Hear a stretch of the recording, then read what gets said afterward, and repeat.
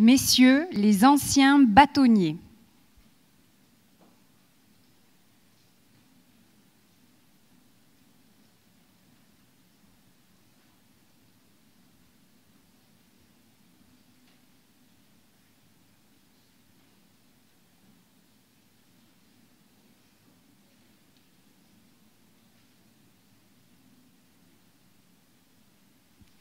Mesdames et messieurs les membres du Conseil de l'Ordre.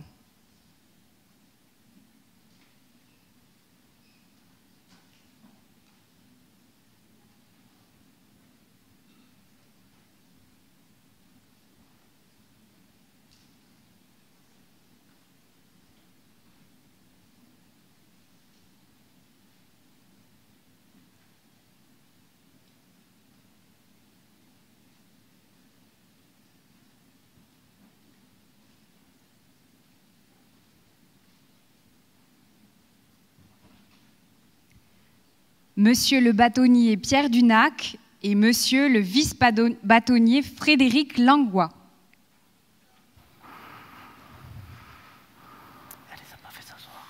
Je vous invite tous à vous asseoir.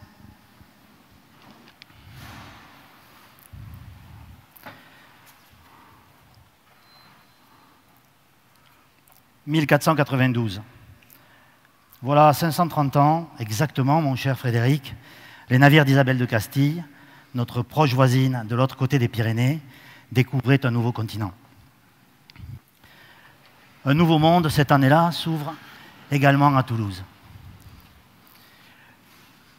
Un nouveau monde pour la justice toulousaine, puisque en 1492, dans cette salle-là, celle-là même qui vous accueille, était inaugurée pour la première fois un lit de justice.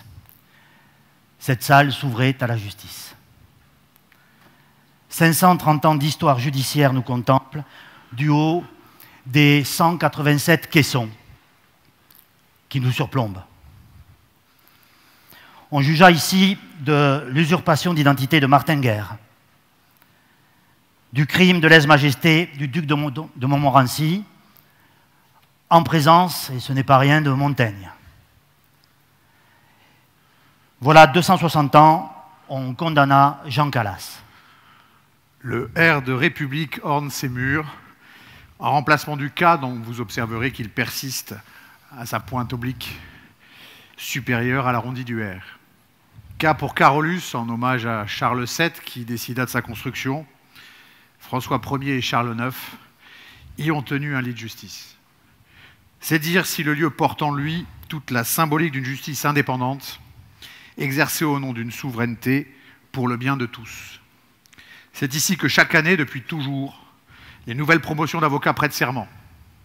C'est ici que nous-mêmes, Pierre, en gants blancs, pour cette unique occasion, nous avons prêté serment il y a quelques années.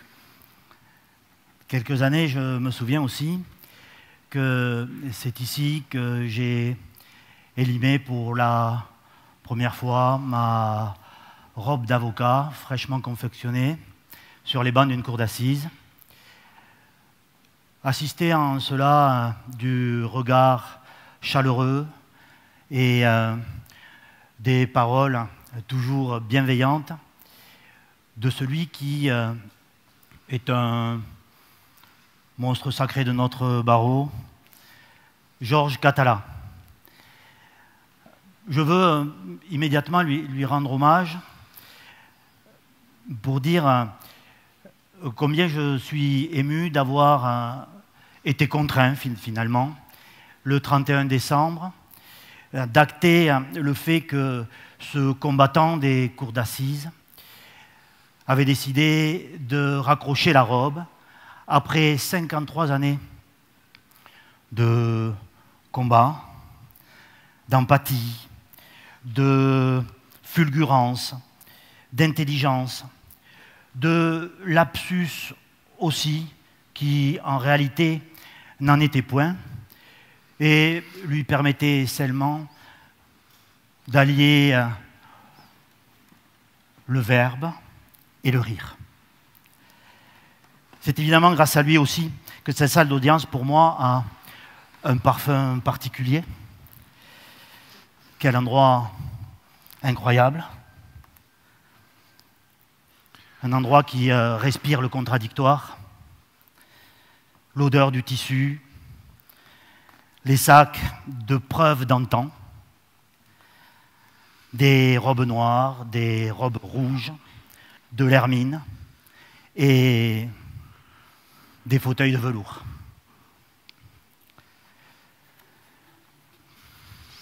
C'est donc bien naturellement ici que nous avons l'immense honneur de déclarer ouverte cette 161e séance de rentrée solennelle du barreau de Toulouse de la Conférence. 184e anniversaire de la première séance solennelle de rentrée qui a eu lieu le 6 juin 1838, mais malheureusement, et l'année 2020 en est un triste exemple, seulement 161 rentrées, puisque cette manifestation n'a pas toujours pu avoir lieu chaque année. 23 interruptions toutefois seulement en près de 200 ans, liées aux affres de l'histoire, qui n'ont en rien entamé ni l'attachement des avocats de Toulouse à leur barreau, ni leur solidarité, ni leur foi en leur serment. Monsieur le Président du Conseil national des barreaux, cher Jérôme Gavaudan, votre présence, à la faveur de l'agenda nécessairement capricieux de notre garde des Sceaux, nous honore. Vous le savez, c'est la 3e fois que vous nous rendez visite, vous êtes ici chez vous. Et nous ne saurions trop vous remercier pour les actions menées par le CNB, et à ce titre, je suis très fier que l'institution que vous incarnez et qui nous représente ait été signataire de l'appel de Vienne, conjointement avec les représentants de la profession, des États membres de l'Union européenne et du Conseil de l'Europe. Monsieur le Président de la Conférence, des bâtonniers de France et d'outre-mer qui ne sauraient tarder, mais que je veux associer immédiatement ici à mes remerciements, puisque la conférence des bâtonniers qu'il représente est également signataire de cette déclaration. Cher Jérôme, et cher Bruno quand il sera là, mais vous le lui répéterez, cette déclaration s'imposait tant il est aujourd'hui opportun, sinon indispensable, d'alerter l'opinion publique et les gouvernants, à l'occasion de la présidence française de l'Union européenne, sur les menaces et les dangers immédiats auxquels les démocraties sont confrontées. Appeler avec force au respect de l'état de droit en toutes circonstances et même en temps de crise. Rappeler les limites éthiques du recours à l'intelligence artificielle pour n'en garder que les aspects vertueux. Renforcer la protection de l'indépendance de la profession d'avocat, vigie des libertés, dans le cadre d'instruments juridiques internationaux, normes supranationales incontournables, intégrant la sauvegarde du secret professionnel de l'avocat. Rappeler encore que l'honneur des démocraties réside dans l'accès au droit et à la justice de tous, en ce compris les plus faibles, les plus vulnérables et les personnes exilées. Inscrire enfin au cœur de nos préoccupations le droit de vivre dans un environnement préservé et respecté comme pleine composante des droits humains. Tel est le sens de cet appel de Vienne dont je vous sais gré, au nom du barreau, au sein duquel, au demeurant, j'aime à rappeler que cette année, nous avons créé une commission droit de l'environnement. La vraie générosité envers l'avenir consiste à tout donner au présent. Ils donnent tout au présent et leur présence amicale nous honore tout autant. Je veux remercier chaleureusement les bâtonniers de la conférence des barreaux du Grand Sud-Ouest, au premier rang desquels le président de cette grande conférence, le bâtonnier Arnaud Trébillac, et avec lui les bâtonniers de l'Ariège, Bayonne, Bergerac, Sarlat, Béziers, Brive, La Rochelle, Narbonne, Libourne, du Lot et de Mont-de-Marsan. À leur côté, les bâtonniers des grands barreaux qui composent la conférence dite, oserais-je dire, en toute logique, des 100, puisqu'évidemment elle compte les barreaux de plus de 500 avocats.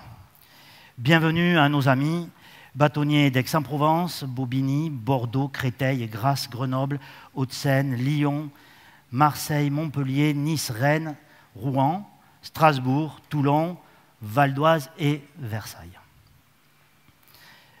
Nous voulons aussi rendre un hommage chaleureux au personnel de l'ordre, dont on ne vantera jamais assez le dévouement et l'investissement au service de notre institution et de ses avocats. Et nous souhaitons également y associer les membres du Conseil de l'ordre, ainsi que l'ensemble des délégués ordinaux qui œuvrent bénévolement au profit de notre communauté de 1800 avocats que compte notre barreau. Monsieur le Président de la Cour administrative d'appel, votre présence nous honore. Le barreau de Toulouse a une parfaite conscience de l'importance majeure du contentieux administratif qui trouve désormais, enfin, à s'exprimer en appel au cœur de notre ville. Ce put être Montpellier, ce fut Toulouse. Monsieur le Premier Président de la Cour d'appel, Vincent Auriol et François Mitterrand le savaient bien, il faut d'abord convaincre la capitale d'Occitanie pour ensuite diriger Paris.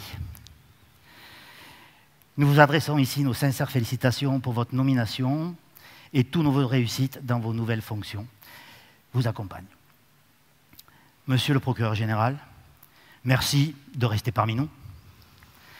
Non point que vous n'ayez pas encore convaincu, mais nous devons ensemble continuer de convaincre, notamment Paris et sa place Vendôme, de l'impérieuse nécessité d'avoir à abandonner les ors de leur quotidien pour enfin tenir compte de manière pragmatique des réalités de notre terrain.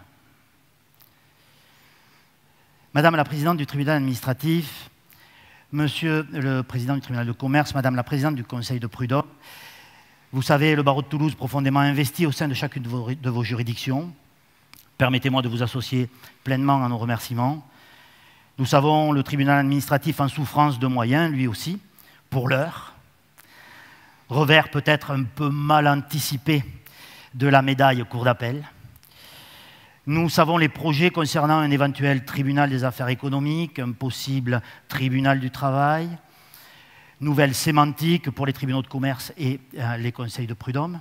Soyez assurés que nous n'aurons de cesse de nous adapter et de continuer à contribuer avec vous à l'œuvre de justice dans toute sa diversité.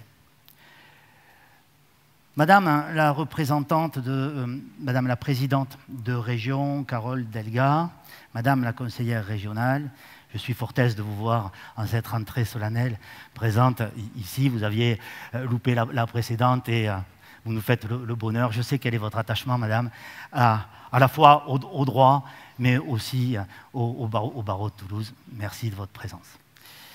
Madame la conseillère municipale, déléguée à l'égalité, représentante de Monsieur le maire de Toulouse et présidente de Toulouse Métropole, chère Julie Escudier, très chère consoeur, je me réjouis de votre présence, est-ce qualité, mais aussi parce que vous incarnez, on ne peut mieux, à la fois l'avocat dans la cité et l'étroite proximité de la ville de Toulouse avec son barreau.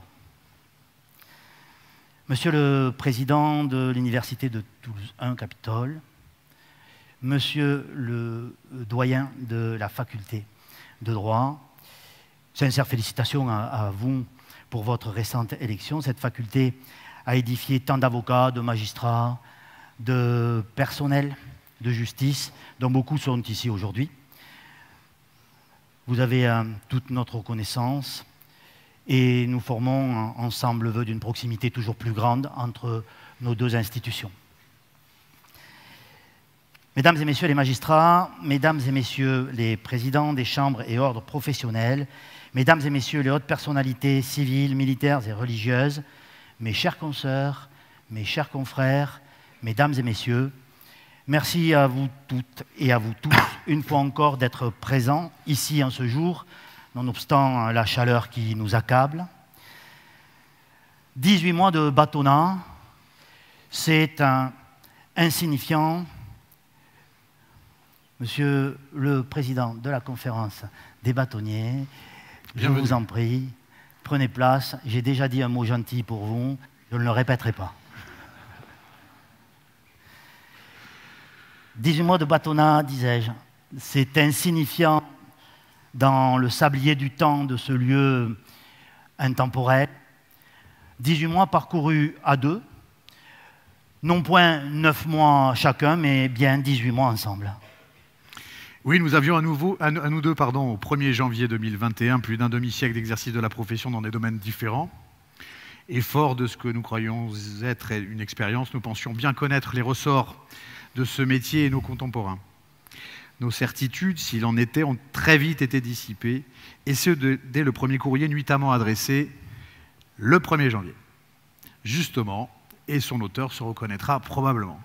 Avec l'humilité qui s'impose à ceux qui savent estimer l'étendue du chemin à parcourir, nous avons très vite compris, à l'instar de chacun de vous ici, je n'en doute point, mesdames et messieurs les bâtonniers, qu'il nous faudrait très vite apprendre un autre métier. Gérer une organisation qui doit répondre aux problématiques communes et quotidiennes de 1800 avocats, répondre chaque jour, sans exception, à un nombre incalculable et toujours croissant de mails, répondre aussi quotidiennement à toutes sortes d'appels téléphoniques, puisque nous avons eu l'idée, que nous croyons néanmoins toujours bonne, de rendre public nos numéros de téléphone portable, personnels, signe d'une volonté assumée d'être à chaque instant disponible, reconnaissance légitime également pour ceux qui nous ont fait l'honneur de les représenter. Il faut redire ici, aux plus jeunes d'entre nous, les plus anciens le savent déjà, et notamment à ceux dont c'est la rentrée, et auxquels nous avons remis la semaine dernière le guide du jeune barreau, qu'ils ont le droit et même le devoir d'user et d'abuser de nos numéros de téléphone, et que cette absurde caricature du bâtonnier hautain, distant, inaccessible, est à la réalité ce qu'évoque la cantatrice chauve, dont tout un chacun sait bien qu'elle ne fut ni cantatrice ni chauve. Arbitrer les conflits, concilier, rassurer, approuver des comportements, en déconseiller d'autres, en faire cesser aussi, rappeler les règles, expliquer combien elles nous gardent collectivement et donc combien nous nous devons d'en être individuellement les gardiens. Penser, respirer, vivre déontologie, chaque avis devant être pesé et documenté, précédé d'interrogations et d'hésitations pour espérer ne point se tromper lorsqu'on a décidé. Il faut aussi savoir écouter, entendre les confidences, parfois intimes et toujours secrètes de ses pairs, soutenir la détresse des âmes, le désespoir des cœurs, le découragement aussi, souvent. Assister, préconiser, accompagner, aider, protéger, faire de la confraternité le principe exacerbé et pourtant élémentaire du quotidien. Curieux, sinon un singulier métier, alors surtout qu'il faut aussi savoir nouer un dialogue permanent et constructif avec les magistrats et les fonctionnaires du greffe, entendre leurs contraintes et contingences, faire valoir les nôtres et concilier le tout au bénéfice de tous. Savoir se départir des postures convenues ou attendues et ne pas en attendre. Se dire les choses sans complaisance ni connivence, simplement faire du principe de loyauté l'axiome premier des échanges au sein de notre famille judiciaire. Curieux et singulier métier aussi qui révèle chez chacun d'entre nous, et c'est évidemment pour cela que vous êtes là, mesdames et messieurs, les bâtonniers et vice-bâtonniers, la soudaine conscience de l'appartenance à une famille qui s'étend au-delà des frontières de notre seul barreau et qui nous incline spontanément à une solidarité naturelle parce que nécessaire et fédératrice. Et puis, puisqu'il s'agit d'un métier singulier, nous avons choisi de l'exercer à deux, une sorte de bâtonnat au carré. Selon Camus, créer, c'est vivre deux fois. Selon nous, créer à deux, c'est vivre 4 fois. Et vous le savez, on ne vit jamais assez. Le chiffre 2 évoque le duo pour le musicien, l'harmonie dans la réflexion. Le chiffre 2 est aussi le numéro atomique de l'hélium, ce gaz noble qui permet au scaphandrier l'exploration des abysses, une sorte de profondeur dans la réflexion. Et puis, parce que nous sommes à Toulouse, le numéro 2, c'est celui du talonneur, cet acteur altruiste premier au contact de l'adversité pour préserver et transmettre le jeu au partenaire suivant. Nous fêterons ça ce soir, j'en en doute point. Le partenaire suivant, c'est aussi parfois celui qui nous remplace. Entre la vie et la mort, il n'y a qu'un pas, comme du bonheur à la tristesse, et en cette audience solennelle, il nous incombe de nous souvenir et de célébrer la mémoire de ceux de nos confrères qui nous ont quittés récemment. Joseph Hilaire Voto, né au Cameroun en 1946, il nous quitte le 28 novembre 2021 après 41 années d'une carrière précédée d'une thèse sous la direction du professeur et bâtonnier Roger Merle. Il fait ses premières armes en qualité de collaborateur de maître Jean-Paul Escudier. Détenteur d'une maîtrise de lettres, il avait le verbe haut, et chacun garde en mémoire son habileté à livrer ses convictions de l'instant. Béatrice Barthe Roujoud Boubé. Née le 23 janvier 1943, elle avait prêté serment en 1969 et nous abandonne le 17 janvier dernier, orphelin de son sourire, de sa bonté communicative et de sa confraternité innée.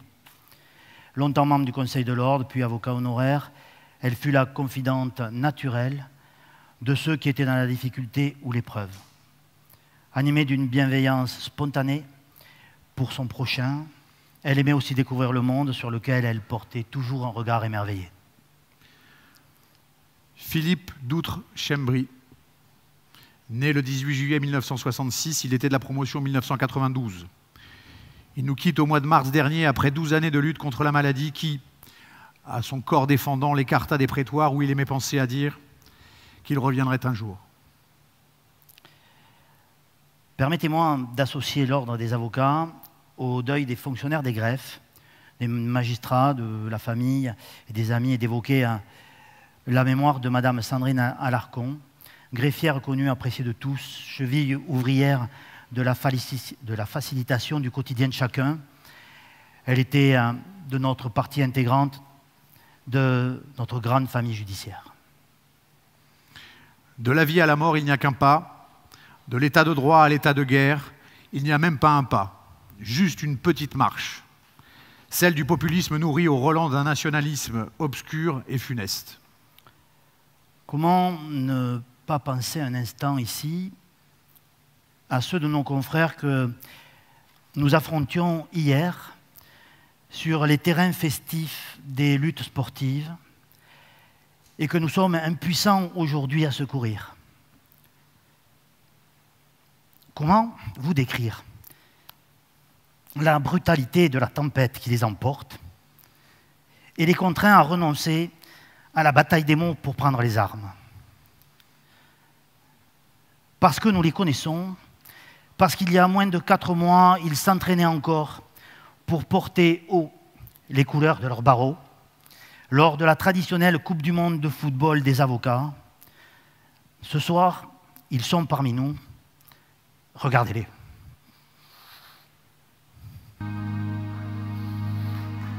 Through these fields of destruction, baptisms of fire, I've witnessed your suffering as the battle reached high, and though it hurt me so bad, in the fear and alarm, you did not desert me, my brothers in arms.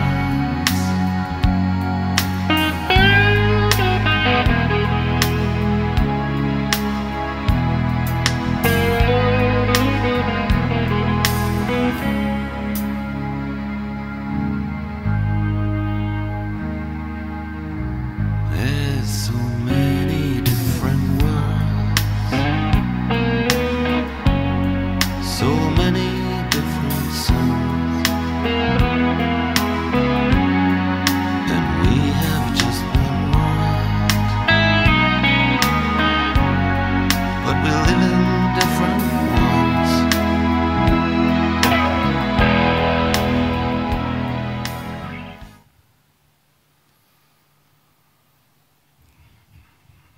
Mourir en combattant, c'est la mort détruisant la mort. Mourir en tremblant, c'est payer servilement à la mort le tribut de sa vie. Songez un instant qu'ils ne nous ont pas demandé de vivre, ils ne nous ont pas demandé de médicaments, mais des gilets pare-balles et des fusils d'assaut. Leur courage force notre admiration. Ils défendent nos valeurs, notre idéal de paix et de justice. Ils méritent nos applaudissements, témoignage de notre gratitude et de notre solidarité.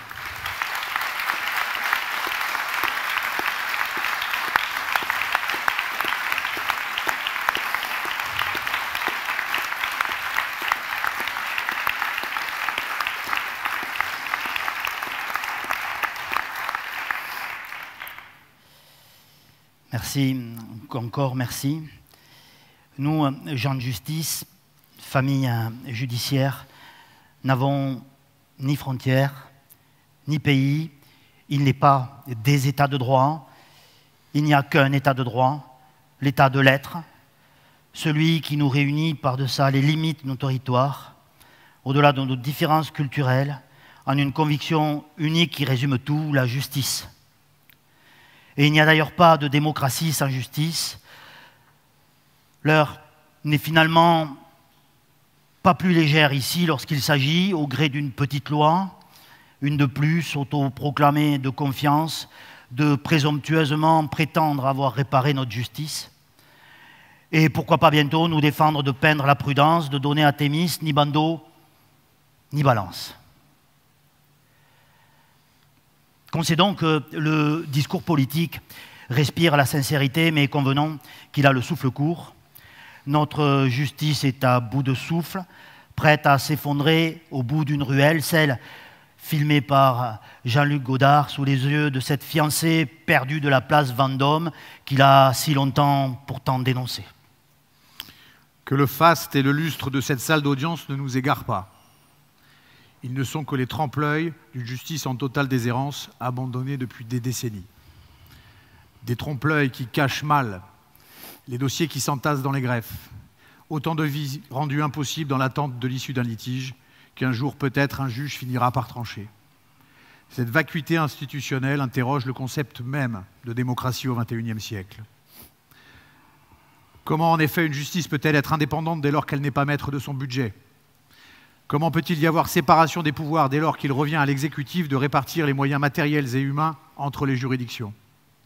Comment comprendre que l'institution judiciaire ne dispose pas d'une autonomie budgétaire qui garantirait sa totale indépendance, tel que cela est le cas dans de nombreux pays, mais également ici en France s'agissant de la justice administrative, ou même de la Cour de justice de la République, dont les jours semblent toutefois comptés.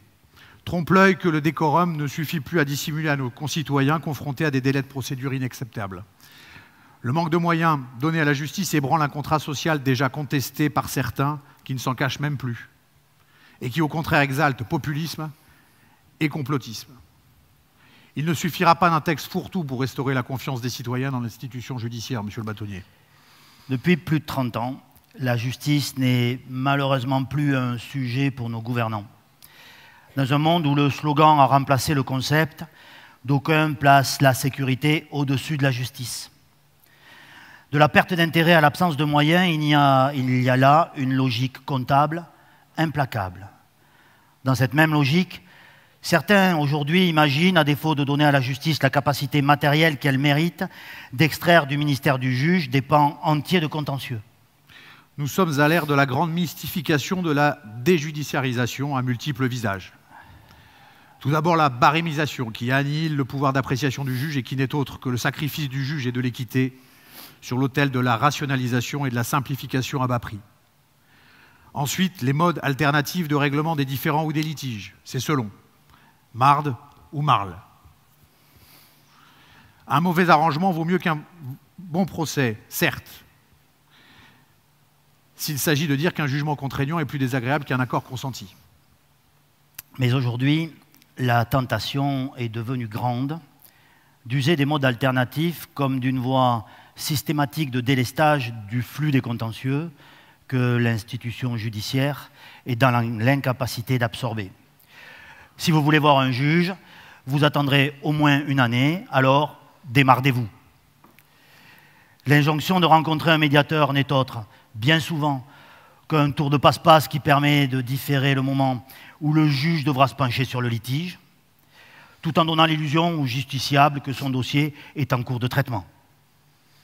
Enfin, le visage du futur, l'intelligence artificielle qui pourrait à terme remplacer le juge. Prenons garde au danger de l'aide à la décision, puisque mathématiquement, à force de boucles informatiques, d'algorithmes qui n'ont jamais l'intelligence que celle de leurs programmateurs, la solution accidentellement ou momentanément majoritaire devient à terme automatiquement unanime. Avec pareil système, plus de revirements de jurisprudence, plus de création prétorienne telle que la responsabilité du fait des choses, Voilà ce qu'annonce cette justice dite prédictive, faisant du juge un oracle sans office. À la maison Hucher d'Edgar Allan Poe a succédé celle de Ray Bradbury, qui nous sert désormais de toit et que nous devons partager avec ces machines infernales. Cette chronique n'a plus rien de martienne, et les petites machines hors de contrôle pourraient précipiter la chute de la maison de Thémis. Ainsi, le nouveau mécanisme de la prise de date, préalable obligatoire à peu, toutefois très vite, eut pour effet mécanique de différer à un terme de plus en plus lointain la première date d'audience. Encore combien de litiges auront été soustraits à l'analyse des juges du second degré par l'horlogerie maléfique de la procédure d'appel et l'enchaînement de ces multiples choses-trappes, contournement finalement pernicieux du principe du double degré de juridiction. Le RPVA lui-même, instrument obligatoire, présenté tel le triomphe de Bacchus, constitue-t-il réellement un progrès dès lors qu'il contraint au lieu de faciliter? Saluons ici la Cour européenne des droits de l'homme qui, sur le fondement de principes que nul ne devrait jamais oublier, vient de censurer la Cour de cassation en professant que le formalisme excessif est contraire aux exigences d'une société démocratique. Convenons ensemble que la justice est bien loin d'être réparée. Pardon, nouvelle rhétorique oblige, hashtag justice pas réparée. Un exemple pour illustrer le propos, hashtag je sollicite l'aide juridictionnelle. Je dois renseigner le nouveau dossier d'aide juridictionnelle qui fièrement arbore cet exorde marketing prometteuse. Nous sommes là pour vous aider. 3 pages de plus que le précédent formulaire, abscon, que peu de justiciables pouvaient déjà remplir. Nous sommes là pour vous aider, mais qui donc? Le ministère de la Justice? Des téléopérateurs, peut-être en sous-sol, place Vendôme, sous les ors de Van Cleef, Cartier, Chaumet ou Boucheron? Une plateforme délocalisée, peut-être? Quelle prétendue intelligence aussi hasardeuse qu'hors-sol et en tout état de cause ignorante des réalités de nos concitoyens s'est imaginé que nul ne fustigerait pareille aberration. Je plaide pour un nouveau slogan, à faire figurer en tête des formulaires CERFA. Seuls les avocats sont là pour vous aider. Telle est là une vérité, enfin une vérité, qui respire la sincérité sans avoir le souffle court et qui ne soit pas du registre de la publicité mensongère.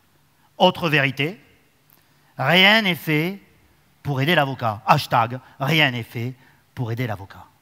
Exemple, hashtag je veux divorcer. Rendez-vous avec le client, rédaction du projet d'assignation par l'avocat, accord du client. On y serait presque. Mais ici, au tournant, vous guettent les affres de cette duperie magindiesque qu'est la prise de date. Lors de notre précédente rentrée, nous avions reconnu tout de même à M. Magendie d'avoir eu le courage, ou plus probablement l'inconscience, de se dénoncer. Le faiseur de la prise de date a bien fait de demeurer dans l'anonymat. Parenthèse refermée sur cette considération qui n'est pas martiale, mais signe toutefois l'agacement. Car, cliquez donc en effet sur l'item RPVA, réservation de date d'audience. Dans un menu interminablement déroulant, choisissez la nature de l'affaire. Prenez alors un quart d'heure pour renseigner les mentions prescrites à peine de nullité par l'article 56 du Code de procédure civile, renseignements qui figurent pourtant déjà dans votre assignation. Que Bercy remercie les avocats un moyen supplémentaire pour ne pas recruter de fonctionnaires de greffe. Vous validez. Et votre agenda en main, prêt à choisir la première date utile pour laquelle vous seriez disponible, découvrez alors non sans stupéfaction ce message récurrent. Pas de date disponible, veuillez contacter le greffe. Hashtag, vous pouvez toujours essayer. Hashtag, expliquez ça au client. Nous sommes là concrètement à l'ère de notre justice prétendument réparée. En réalité,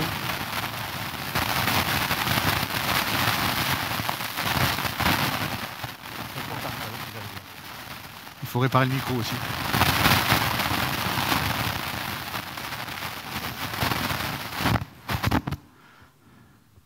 et à l'ère du micro qui ne fonctionne plus.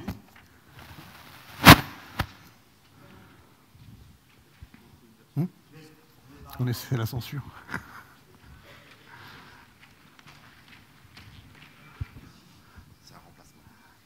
la censure. C'était la censure.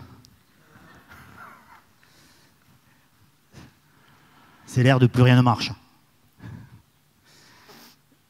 Et en tout cas, du micro vite, très rapidement réparé, davantage que la justice prétendument réparée, et qui en réalité est considérablement dégradée, inopérante, inofficiante et désespérante du XXIe siècle.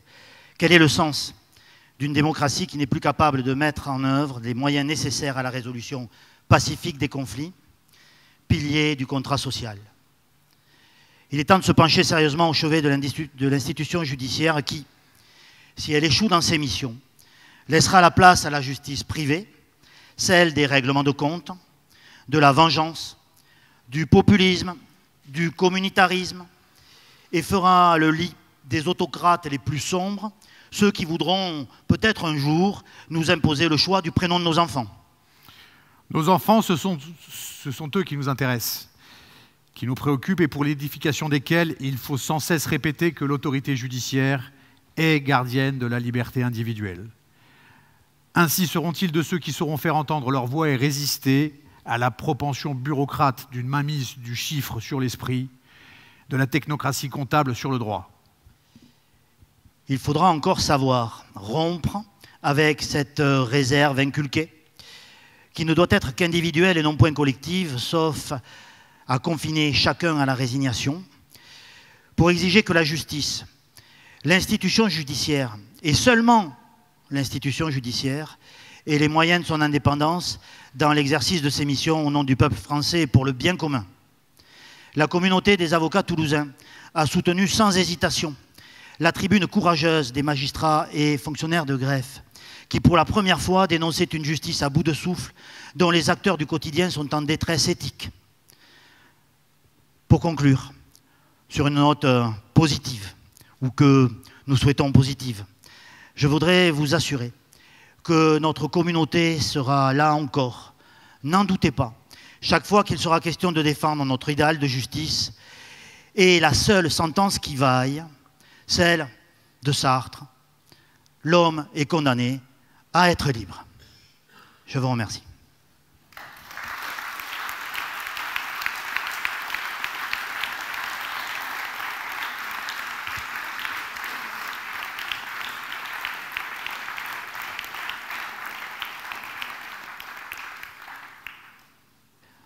En sa séance du 14 décembre 2021, le Conseil de l'Ordre a désigné M. Kamar Eric Hadi, premier secrétaire de la conférence, médaille d'or, prix Alexandre Fourtanier.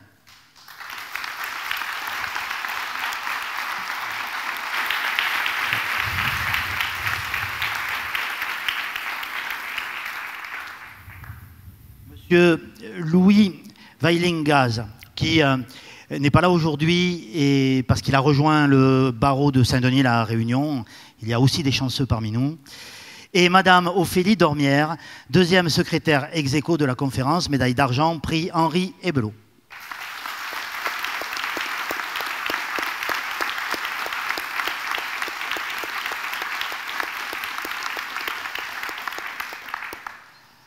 Madame Sarah Nabé-Claverie, troisième secrétaire de la conférence, médaille de bronze, prix Laumont-Perronnet.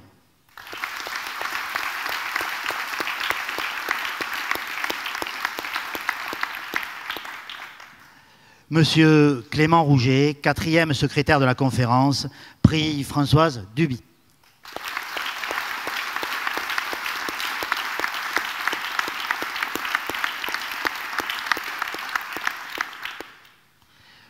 Monsieur le premier secrétaire a intitulé son discours « Liberté, éloge funèbre ». Monsieur le premier secrétaire, nous vous écoutons.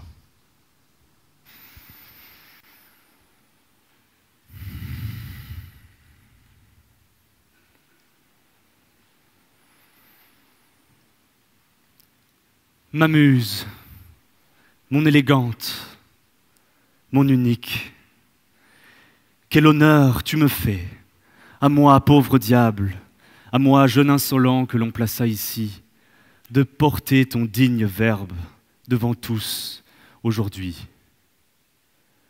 Dans cette antique grand-chambre, théâtre d'un demi-millénaire, où rouge et noir s'éclairent, où rouge et noir se chambre, par la grâce de l'ineffable, tu m'extirpes du sort des pleureuses à gages, et devant les hommes de robe, les alcades et les rhéteurs, devant les acteurs, ceux qui se drapent de ton nom, devant ceux promis à toi, devenus prévaricateurs, devant certains des traîtres qui t'ont vendu et quelques-uns des lâches qui t'ont renié, tu me permets de prononcer ton éloge funèbre, ô liberté. Rappellerai-je tes dons innombrables, purs et précieux au commencement? Source fraîche du paradis, tu coulais sur nous, nous baignions en toi. Jamais tu ne te refusais. Nous allions et venions ensemble, bien heureux. Nous pensions sans peur, nous parlions sans honte. Nos corps dignes, inviolables, nos âmes en équilibre. La délectation de ton sein gorgeait sans fin nos existences. De ta douceur, de ton abondance, nos êtres, tous égaux, exultaient, ô liberté. Tu étais le trésor qui nous berçait au sommet des cieux, par-dessus les secondaires vertus, ivre de ta beauté, vibrant de cette faim que tu comblais sans cesse, nous flottions, béats d'allégresse. Ah, qu'elle était douce, la morsure de ta fidélité. Et puis est venu le jour du piteux esprit, ce jour où, saisi par la fulgurance immonde de son unique ego, imaginant pour toi le plus tragique des desseins, un seul trompa tes désirs pour assouvir les siens. Ne nous repoussant jamais, tu te laissais faire. Et ce jour froid, celui du piètre génie, les maigres mortels découvraient le pouvoir triste de leurs mains tremblantes, de te rendre à leur guise, bonne ou mauvaise, droite ou boiteuse, royale ou lamentable. Cette faculté de Pandore, ils en ont usé les sots. Aux prémices de cet âge d'ombre, leur joue te blessait. Mais restait, malgré tout, la décence et la raison, garde-fou de l'humanité, dernier rempart de la perdition. Oui, en ce temps-là, seuls tes usages sombres se voyaient plisser. Je parle là de ceux qui, à l'évidence, rendaient le bien commun froissé. Et puis ensuite, perversité des uns, médiocrité des autres, avidité des cimes où les chétifs se vautrent dans ce roulement infernal, ce glissement mort, les contusions de ton carcan devenaient plus profondes, les ouvertures plus larges, desquelles tes sanglantes larmes s'écoulaient en trombes.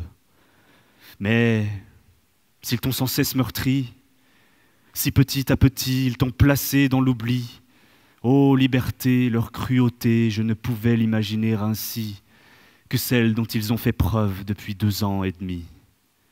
Comme je fus saisi, dans ma chair, dans mon esprit, lorsque, face à cet ennemi inédit, les notes de guerre furent jouées, non contre lui, mais contre toi, ô liberté. Panique, frénésie, contrainte, la mélodie était lancée. Dogme, hérésie, astreinte, elle était fracassante. Discordance, contradiction et pourtant sanction. C'est à peine si j'osais te regarder, je te voyais te tordre sous la douleur. Hanté par la haine, ce rejeton ignoble de la peur, il te disait dangereuse, néfaste, cause de malheur. De ton nom, il riait, à ta vue, il criait. Marmots et vieillards, tous, surtout les rebelles, bâillonnés, vissés au cachot de leur perfide morale. Ce cachot où manquaient à l'appel ceux d'en haut, visibles et laids. Puis l'horreur a laissé place à l'effroi. Lorsque je vis venir celui qui, prétendant t'embrasser, te serra, t'étouffa. Ce n'était pas la main d'un homme, non, ce n'était pas la force d'un tyran. C'était ce vice que la nature elle-même désavoue. Monstrueux, il sort de la bête en agonisant. Dans la pestilentielle boue, il alla rampant, maculant les pensées de sa puante fausseté. Ce vice, nommons-le, c'est la servilité. Il a pillé ton éternel état de nature, ô liberté, déployé ta délicieuse expérience sous son pu. Il a brisé tes 1000 vertus, a dégrafé ton manteau pur et a souillé tes entrailles nues, ô liberté, que j'étais effondré, rompu, vidé devant cette danse macabre des funestes masqués, dociles sous l'orchestre damné. Ils étaient devenus fous. Il, c'est vous. Il, c'est moi.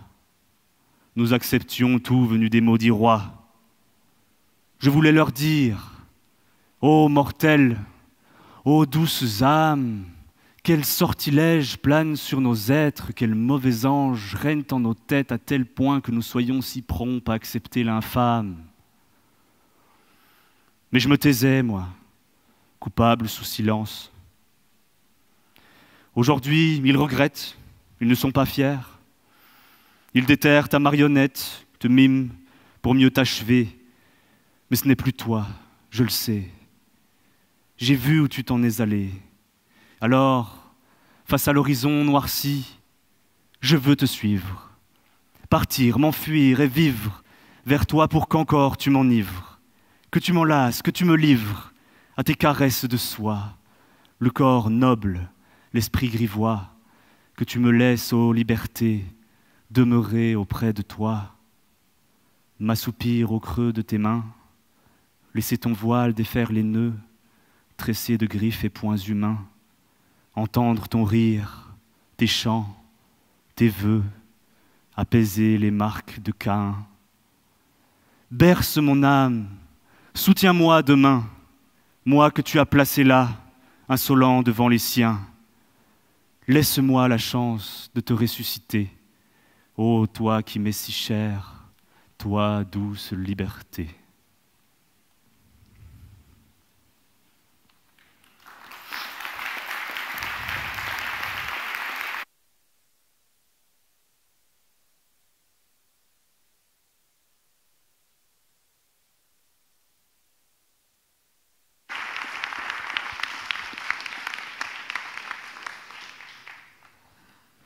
Madame, le deuxième secrétaire, a intitulé son discours « La politesse du désespoir ».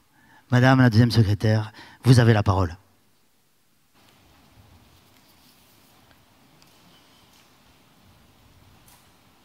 L'heure est grave.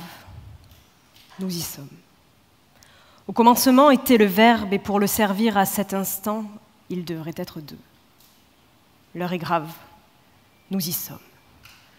La solennité de l'instant a fait fuir le plus facétieux des deuxièmes secrétaires. L'heure est grave, nous n'y sommes plus, car j'y suis presque seule. Seule, au bord du précipice de ces vertigineuses minutes de liberté, seule, sur cette tribune que je ne mérite finalement qu'à moitié. L'heure est bien trop grave pour que je ne me risque à ce que Louis Weiling aurait brillamment fait. Vous dévoilez des pensées graves avec une imposante légèreté. Un seul secrétaire vous manque, et la rentrée est dépeuplée. Face à l'ironie du sort, il est, je crois, un moindre pied de nez. Alors voici un discours grave sur la légèreté. Monsieur le bâtonnier, monsieur le vice-bâtonnier, mesdames et messieurs les hauts magistrats, mesdames, messieurs, mes chers confrères, le 17 mai 2022, il y a très exactement un mois, la Cour européenne des droits de l'homme nous a octroyé le droit d'être léger, en affirmant que la plaisanterie d'un avocat lors d'une audience était conforme à la liberté d'expression et donc nécessaire à une société démocratique. L'affaire était simple et non moins cocasse. Un avocat avait eu l'outrecuidance de brocarder la juridiction devant laquelle il plaidait au moyen d'une plaisanterie critique sur la manière de juger l'affaire. Condamné pour outrage au tribunal, l'âpre baveux, dont on ne voulait point du discours, en référa à Strasbourg. Le 17 mai 2022, la Cour européenne des droits de l'homme a considéré que si le ton employé était certes acerbe, voire caustique, le propos, bien que critique, était conforme à la liberté d'expression. L'avocat devait être en mesure de défendre efficacement son client, quitte à user d'une vigoureuse impertinence. La morale, s'il en est seulement une de cet arrêt, c'est que la justice, dans sa grande majesté, peut parfois faire preuve d'un excès de gravité. Charles Baudelaire l'avait écrit. Le sage ne rit qu'en tremblant. Le sage tremble d'avoir ri, le sage craint le rire comme il craint les spectacles mondains, la concupiscence. Il s'arrête au bord du rire, comme au bord de la tentation. Alors aujourd'hui, je vous le demande, la justice dans son infinie sagesse ne rit-elle qu'en tremblant? En revêtant ses robes, en embrassant ce que nous croyons être de sages professions, a-t-on appris à rire? A-t-on appris à réprouver la légèreté, la désinvolture et la malice? Sommes-nous devenus ces honnêtes gens, ces trop grandes personnes prisonniers de nos symboles et condamnés à la gravité de notre sacerdoce? Avons-nous, nous, gens de justice, abandonné cette vaine tendresse qui est le rire et qui, sous la plume de saillie du prud'homme, nous définit pourtant en tant qu'hommes? Les bêtes, qui n'ont point de sublimes soucis, marchent dès leur naissance en fronçant les sourcils. Et ce rigide pli, jusqu'à la dernière heure, signe mystérieux de sagesse, y demeure. Les énormes lions, qui rôdent à grands pas, libres et tout-puissants, ne se dérident pas. Les aigles, fils de l'air et de l'azur, sont graves. Mais les hommes, qui vont, saignant de mille entraves, enchaînés au plaisir, enchaînés au devoir, sous la loi de chercher et ne jamais savoir, de ne rien posséder sans acheter et vendre, de ne pouvoir se fuir ni de pouvoir s'entendre, d'appréhender la mort et de gratter leurs champs, les hommes, eux, ont un rire imbécile et méchant. Pourtant le rire est beau, comme la joie est belle, quand il est innocent et radieux comme elle. Mesdames et messieurs les magistrats, mes chers confrères, dans l'exercice austère de nos métiers, n'avez-vous pas en mémoire un rire innocent? Un rire qui surgirait au cœur d'une audience comme un rayon de lumière dans la nuit. Dans son journal, David Fritz Goppinger, partie civile et narrateur du procès du 13 novembre, raconte comment ce 14 avril 2022, une salle d'audience pourtant accablée par la souffrance et dépassée par le poids de l'histoire, a ri. D'un rire simple et innocent, d'un rire tendre mais à la fois violent. Comment, finalement, l'insignifiant détail d'un témoignage a fait retentir le son d'un rire collégial, fendant l'atmosphère. Comment, telle une lueur d'humanité, dans les ténèbres de la violence, le rire s'est invité là où l'on ne l'attendait pas. C'est précisément cela, un rire innocent. C'est un rire impromptu, c'est un minuscule instant de lumière, un heureux accident. C'est un moment de contradiction entre la grandeur et la misère infinie de la condition humaine. Alors oui, parfois la justice rit, spontanément, ou nerveusement. Elle rit à la dérobée en cachette, elle rit aux larmes, peut-être pas aux éclats, mais elle rit en coin, elle rit tout bas. Elle rit de nous peut-être, comme nous nous rions d'elle, pour oublier qu'elle est parfois faible, triste et incomplète, pour nous ramener, en somme, qu'elle est humaine, minuscule dans sa grandeur, imparfaite dans sa sagesse. Honoré Daumier, sous ses traits acérés, se riait des gens de justice. Par la caricature, il se riait de la fatuité des avocats, de l'indolence des magistrats, de la petitesse du peuple et de l'infinie tristesse des hommes. Il croquait tout entière cette justice, la croquait à pleines dents comme on rit à gorge déployée, ayant ce courage insensé, cette sagesse audacieuse de rire d'une vertu. 2 siècles ont passé. Mais cet art du rire habite, je le crois encore, nos palais. Je songe à Bahareh Akrami, à celle qu'au procès du 13 novembre encore l'on surnomme tendrement Babou, celle avec qui l'oiseau bleu a désormais chaque jour rendez-vous. Je songe à cette experte en gribouillis qui parle de choses sérieuses, qui d'un trait léger, à la fois impertinent et brillant, châtie chaque instant, chaque détail, à celle qui pastiche les avocats, qui gosse les accusés et qui raille, même vertement, le président. À celle qui, au fond, sublime par l'insignifiant, par le léger, l'immensité de ce procès. Alors rions, Rions comme Daumier, comme Babou, rions de la justice, car elle se rit de nous. N'ayons pas la crainte de ne pas être assez sages, car le rire est là, en héritage, dans notre culture, et même un peu dans nos métiers. Mesdames et messieurs les magistrats, vous qui avez choisi de juger, vous qui avez ce devoir de ne le faire qu'avec circonspection, vous qui devez craindre à chaque instant de vous montrer intransigeant, je vous le demande, le rire n'est-il pas au fond le plus primitif et le plus spontané des jugements? Mes chers confrères, mes chères consoeurs, nous qui avons le rire en héritage et la parole en passion, nous qui avons pour tradition d'expier les contradictions de notre métier par des revues JA et autres conférences Berrier, je vous le demande aussi, ce rire ne participe-t-il pas de notre éternel élan vers la liberté? Alors aujourd'hui, devant vous, je fais le vœu non pas que la justice soit une fête, non pas que le rire dans le prétoire soit une quête, mais que devant le rire, nous ayons la sagesse de ne point trembler. Je fais ce vœu que nous osions assumer notre part d'humanité, que nous osions accepter cette insoutenable et irrépressible légèreté, que nous osions avouer que sous ces robes graves et pesantes, il y a des esprits qui battent et des cœurs qui pensent. Alors oui, je fais ce vœu insensé, que partout en ces lieux austères, peut-être même derrière les tristes portes de prison, parce que là où il n'y a plus de liberté, il y a encore des passions, que partout où se joue la comédie humaine, le rire soit là, bien malgré nous, comme le saut du possible dans l'impossible, pour combattre certaines pensées et penser certaines douleurs. Que le rire soit là, comme un acte individuel et social, comme un instant de lumière, comme le plus court chemin d'un homme à un autre, comme un acte insensé, qu'il est beau, le rire de la justice, celui du peuple français. L'heure est grave, peut-être le sera-t-elle un peu moins, quand j'aurai mis à la fin d'un grand réquisitoire un minuscule point. S'il est vrai que le rire sacrilège blasphématoire que les bigots de toutes les chapelles taxent de vulgarité et de mauvais goût, s'il est vrai que ce rire-là peut parfois désacraliser la bêtise, exorciser les chagrins véritables et fustiger les angoisses mortelles, alors oui, on peut rire de tout, et on doit rire de tout. De la guerre, de la misère et de la mort, de la justice même. Car sous son bandeau, où il fait parfois bien noir, il arrive que la justice elle-même s'adonne discrètement à la politesse du désespoir.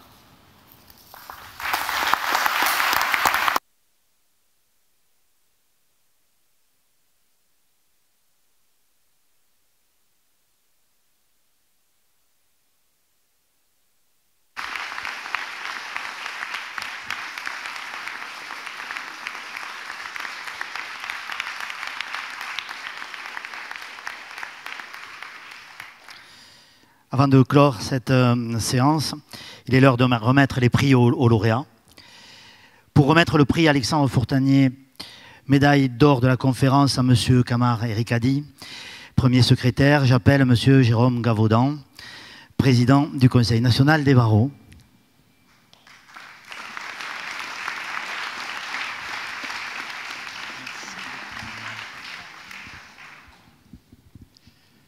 Mais vous êtes bien grand. Je vous remets ce prix avec beaucoup de bonheur, de joie et de retour en arrière. Monsieur le bâtonnier, vous avez commencé votre discours, ou presque tout de suite, par 1492. J'ai commencé mon discours de lauréat il y a presque jour pour jour 30 ans, en 1992, par 1492. C'était l'époque où on comparait la découverte de l'Amérique et le traité de Maastricht. Nous étions optimistes, européens. C'était il y a 30 ans. Merci de Monsieur le bâtonnier de m'avoir fait revivre ce moment d'émotion, sans le vouloir. Et je suis heureux vraiment de pouvoir vous remettre ce prix, car indépendamment de l'émotion que j'ai revécue avec votre discours, avec le vôtre, vous nous avez bercés, vous nous avez émus. J'ai eu le sentiment de revivre quelques pages du Cantique des Cantiques sur la liberté avec beaucoup d'émotion, avec beaucoup de gravité, de joie, de légèreté. Nous avons tous été attentifs à ce que vous nous avez dit. C'était beau, c'était à vous, c'était une gageure parce que ce n'est pas si simple de plaider, de discourir, d'être poète comme vous l'avez été devant une telle assemblée lors d'une telle journée. Vraiment, c'était très beau. C'était très beau, et ça a d'ailleurs été suivi, mais je vais trop loin, par un beau commencement, madame, parce que vous avez parlé du verbe qui était à l'origine, qui était au commencement. Le verbe et la liberté. Merci, monsieur, d'avoir commencé par la liberté.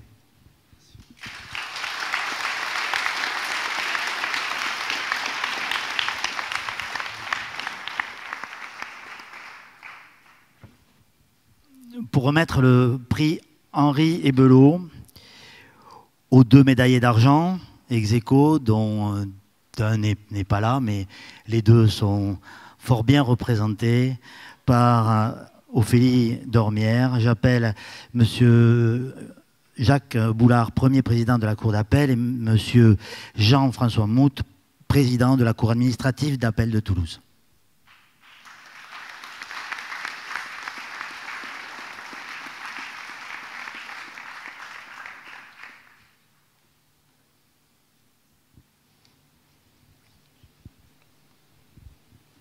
Merci, monsieur le bâtonnier. Alors, je ne savais pas qu'il fallait faire un petit discours. Vous savez, je vous rappelle que dans la juridiction administrative, on fait des observations orales qui sont brèves. Alors, je crois que je vais me plier à cet exercice pour vous féliciter pour votre éloquence, pour la qualité de votre plaidoirie, de votre discours, qui nous a aussi beaucoup plus bercés. Et je crois, je ne sais pas si vous faites du droit public, nous espérons à la Cour administrative d'appel avoir le plaisir de vous écouter un jour. Alors, les 2 sont pour Elric. Mais on va peut-être en donner un chacun. Monsieur le Premier Président. Je ne vais pas rajouter beaucoup, sinon effectivement vous remercier déjà de nous avoir donné la possibilité de remettre ensemble ce prix, ce qui montre l'unité de la justice finalement. Et puis aussi vous féliciter pour votre prix, vous dire que vos propos ont été ciselés, précis, et que vous avez raison de dire que l'humour, la légèreté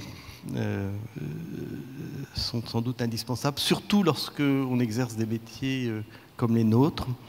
Faire les choses sérieusement, mais sans jamais sans doute se prendre soi-même au sérieux. Et c'est un peu ce que vous nous avez dit ce soir.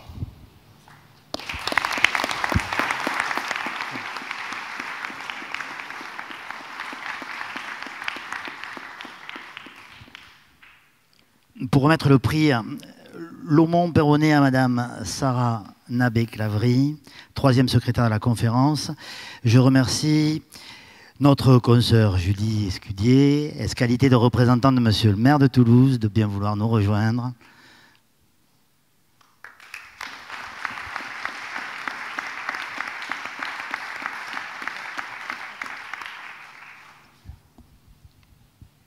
Alors, je n'avais pas prévu non plus de petits mots, comme l'indiquait notre président de la Cour administrative d'appel, mais cela dit, j'ai lu, on n'a pas entendu. Je vous conseille une chose, allez lire ce que notre consoeur a écrit, et j'ai même pas envie de dévoiler le fond parce que je crois que je ferai un mauvais résumé d'une perfection. Donc, félicitations, vraiment, félicitations.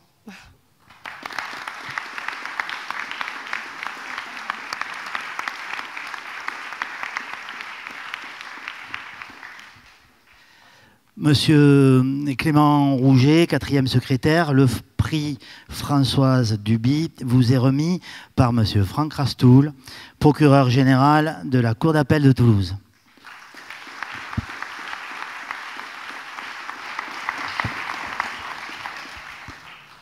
Merci, monsieur le bâtonnier. Alors, je dois reconnaître quand même que je suis un peu frustré pour l'auditoire, parce que moi, j'ai eu la chance, monsieur le 4e secrétaire, de lire votre discours, et je dois dire quand même à l'assistance que c'est sur le thème comparaison entre le mou et le dur. Donc, je n'en dirai pas plus, parce que c'est un sujet assez vaste, et je dois reconnaître, monsieur le bâtonnier, je vous remercie d'avoir pensé à moi pour commenter celui-là. J'ai été particulièrement sensible à cela. Alors, vous dire également que Mais je l'ai pris au premier degré, mais j'ai très vite compris qu'il fallait que j'approfondisse le sujet. Je n'y ai pas vu quand même un éloge ou un souhait d'amollissement de la défense. Vous voyez, bien qu'étant ministère public, c'est pas du tout comme ça que j'ai lu votre discours. Et donc je voulais vous féliciter. Alors pour les citations, c'est pour ça que j'insiste vraiment tout le monde à le lire. Très riche, hein, il y a beaucoup de références dans ce discours. Quand vous l'aurez lu, vous comprendrez ce à quoi je pense. Très varié. Et puis donc vous féliciter, parce que là aussi on voit bien qu'on peut aussi dire les choses avec humour, c'est toujours très très important. Et même si je vous ai lu avec attention, ne croyez pas que je ne vous ai pas suivi, mais je ne peux pas vous serrer mollement la main. Donc je vais vous briser quelques phalanges, mais c'est le signe, encore une fois, de mes vives félicitations pour ce que vous avez pu écrire et surtout que vous direz bientôt. Voilà, bravo encore une fois et toutes mes félicitations.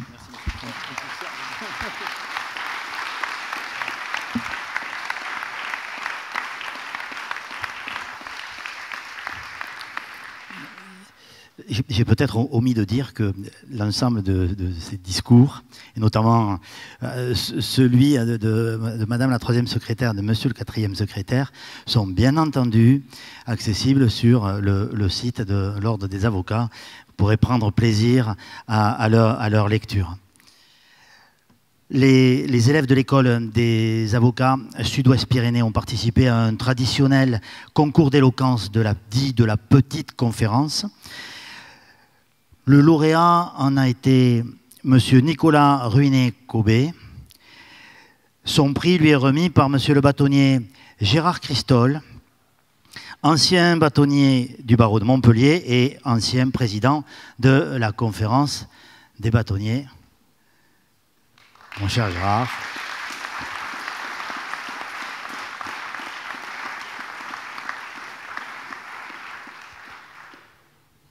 Monsieur le bâtonnier, merci. Je ne sais pas lequel des deux est le plus ému, mais dans la mesure où vous m'avez fait l'honneur de me demander de remettre ce prix, vous ne pouviez pas ne pas vous attendre à ce que je dise 3 mots. D'autant que ces lieux sont pour moi d'une extrême importance.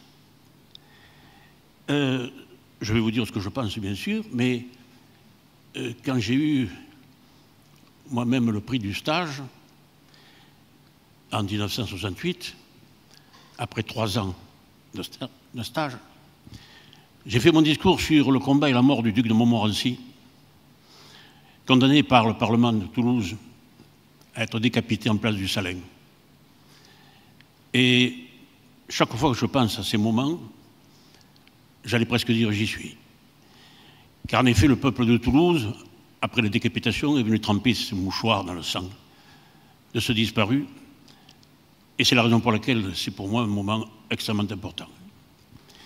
Alors, en ce qui concerne votre travail, j'allais dire, je dois l'avouer, qu'il m'a surpris, car on ne sait pas si c'est un scientifique qui parle, un juriste, puis que vous avez fait des comparaisons entre des parasites, des poux, des insectes divers et variés, dont aucun, en définitive, n'est inutile, parce que, contrairement à ce qu'on peut penser, il y a toujours dans celles et ceux que nous réprouvons une partie bénéfique, qui fait que, en définitive, on ne peut pas écraser celles et ceux qui ne nous intéressent pas. Et vous avez dit quelque chose de très joli, d'ailleurs, puisque vous l'avez repris à Pierre Desproges, qui avait eu cette formule, à l'instar du poux, le coiffeur est un parasite du cheveu. Et il avait raison. Il avait raison car le coiffeur se nourrit d'une coupe et le coiffé jouit de cette coupe. C'est-à-dire que chacun trouve sa place, même si a priori elle n'est pas adaptée ou n'est pas compréhensible dans un premier moment. Et puis, parce que ce serait trop long, mais le terme de poux m'a ramené très longtemps en arrière. Et lorsque je dis ceci, je suis très ému parce que vous devez savoir, surtout les plus jeunes qui sont ici, que la parole est menacée. Vous devez savoir que plus nous allons déposer nos dossiers, et tout sera justice prédictive traitée par des machines. Ce n'est pas un rêve, je le crains. Je crains que ce qui pour moi était le début, était le verbe, et qui pour moi est essentiel, aura été essentiel pendant toute ma vie, à cause de la catastrophe évidemment judiciaire, la tragédie judiciaire, que d'ailleurs la plupart du temps les gens ne connaissent pas, sinon quand ça les concerne, à commencer d'ailleurs par les parlementaires, dont la moitié est analphabète, ne sait strictement rien des budgets ni comment on les construit. Mais ce terme de pouls, et c'est un dernier souvenir et j'en aurai fini, m'a ramené à ceci. Il y a très longtemps, un professeur de sciences naturelles de Montpellier avait rédigé un joli livre qui était également traduit en Angleterre pour les écoles. Et il y avait eu un débat parce qu'il considérait qu'on avait mal traduit « pou ». Et il avait fait donc une action en responsabilité qu'il m'avait évidemment confiée. J'ai plaidé ça à Paris, obtenu satisfaction, appel. Et je vais devant la première chambre de la Cour d'appel de Paris, et qui vois-je arriver pour défendre ce dossier? Monsieur Isorni. Monsieur Isorni, qui aurait pu être mon grand-père, ce fut pour moi un moment d'une extrême émotion, car il y était, je veux dire, il était dans le procès du maréchal. Vous voyez, il avait son képi qui était posé là. Il s'asseyait sur cette chaise. Venez voir, venez voir. Il était dans ce petit couloir. Il passait ici, il passait là. C'était un moment d'une émotion extrême. Évidemment, je savais très bien que nous devions traiter du problème du pouls ou de la puce, c'est-à-dire quel était le terme qui devait être appliqué. Et donc, il a commencé sa plaidoirie devant la première chambre de la Cour, Monsieur le Président, Mesdames. Dans cette enceinte qui a vu passer l'histoire, nous allons devoir trancher quel est le bon mot du pouls ou de la puce qui doit être naturellement utilisé. La Cour s'est retenue, n'est-ce pas, d'un éclat de rire gigantesque, parce qu'effectivement, par rapport à ceci, donc il a fait son développement total et il m'a raccompagné à la sortie. Voilà comment j'ai pu, ici et ailleurs, puisque ça fera bientôt 58 ans que j'exerce, rencontrer ce qu'on appelait à l'époque des monstres sacrés, qui étaient des avocats, tout simplement des avocats. Et je finis par ceci, dans 100 ans, dans 1000 ans, quand des ouvriers à la tenue minéralisée fouilleront les ruines de ceux qu'auront été nos palais de justice, il n'est pas exclu qu'ils trouvent fossilisé entre des pierres un morceau d'étoffe noire, préservé par le temps. Intrigués, ils interrogeront leur appareil portable renfermant la mémoire de l'humanité, ils y liront morceau d'étoffe appartenant à un costume, lui-même tenu par une sorte de secte qui, depuis la nuit des temps, défendait les hommes, leur dignité, leur liberté. Disparu au début du 3e millénaire, ces mots n'ayant plus aucune signification.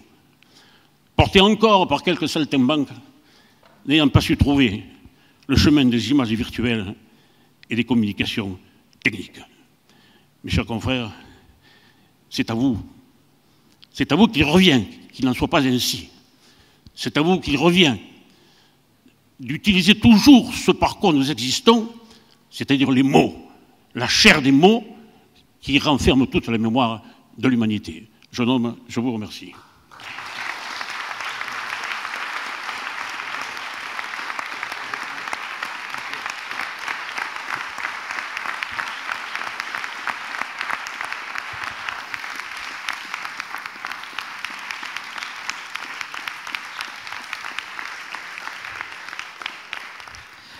Heureux hasard que nos parlementaires soient en campagne.